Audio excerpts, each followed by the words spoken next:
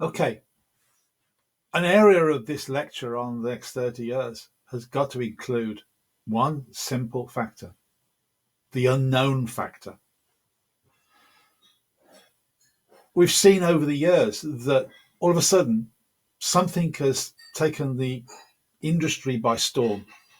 AutoCAD changed the way that we looked at drawing. The computing power that came out of Apple, the change in the user interface, everything. There was something out there all the time adding to that mix, and there was no controlling it. It always came up out of the blue when somebody invented, did, or said something that changed the industry. It could have been a startup company. It could be the way that suddenly the public takes over an interest in a particular way of doing things that just grabs the imagination. You can't help thinking, what would the world be like without Steve Jobs? You just cannot imagine how somebody could have taken the concepts that he saw and that was invented, in fact, Apple invented, and took it to levels that we've never seen before. So you have to start looking at the whole concepts of that unknown factor outside the box, looking at the way that things are happening out in the world and recording that instance, because that's what I do. I read an awful lot. I listen to an awful lot. I watch an awful lot. And every now and again, I see something I'm thinking, wow, that's going to change the world. And spatial computing is going to be one of those. As yet, I don't see a player out there that is causing me to think, wow, he's going to change the world. But who knows? Tomorrow. You have to look at the way that war is also a factor, because each time we've had major wars on the planet, then the way that we look at that influence onto us is enormous. Massive amounts of development went on both in the First World War and the Second World War. Then there was Vietnam. Then there is the Iraqi wars and all the other wars that have been and come and gone and will always add to that influential mix of product development. So we have to watch. And then there are the new materials coming on board. Every now and again, there will be a material that comes on that is so easy to produce and change the way that we see the world. And those we need to keep watching. And again, I just read everything I can in the way that new materials are coming out. Magazines are probably the easiest way.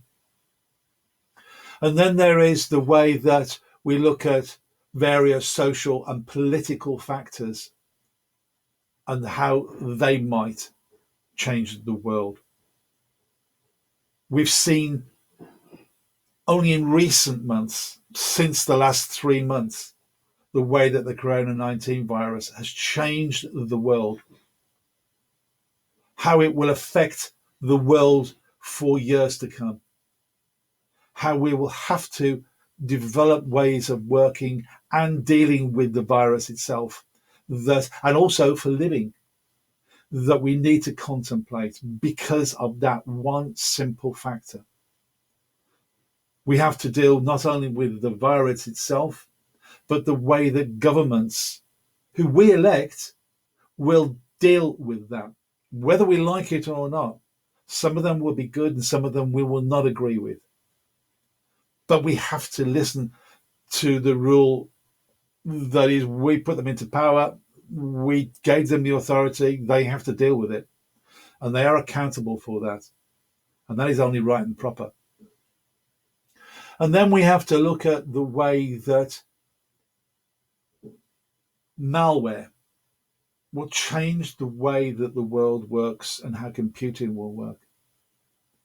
We have to keep on looking at the way that certain people say, I don't like what you're doing, I'm going to infect that. And sometimes it's a pain in the backside. Sometimes it is beyond control. But every now and again, there is a malware out there you think, ooh, I wonder if that could be turned to a better use. And you start thinking about it and looking at it and researching. So I give you the unknown factor. Those people, things, products, events, governments that just may change the way that we perceive and do things. And we need to keep tracking of it, watching, understanding, and recording that information, where one of these links will link to something else, and that spark will come. One person I'm watching at the moment is Elon Musk with Tesla, and also his SpaceX stuff, which I've talked about in previous lectures on here. I find that vastly interesting, that his imagination holds no bounds. No box for him. He's just out there looking at different things, listening to people, watching, inventing, driving forward the manufacturing process to get what he wants. I don't own a Tesla car. I can't afford it. I wish I could, because if I could, I would. But maybe one of the others who's coming in behind him, who are copying and looking and going to imitate a lot of the stuff that he's done, will give me the chance to buy the car that I would like to use. At the moment, I have an Audi, 2-litre diesel Audi. And it's efficient, it's clean, despite what people think about diesel. But I would like to change it, simply because I can see that sector of the marketplace is going to change, and change enormously, all down to one man. So I'm watching that man intently, recording it, watching everything he does. Okay, so he may get things wrong, but he's that sort of person who can bounce back. Jobs did. He didn't get it right all the time.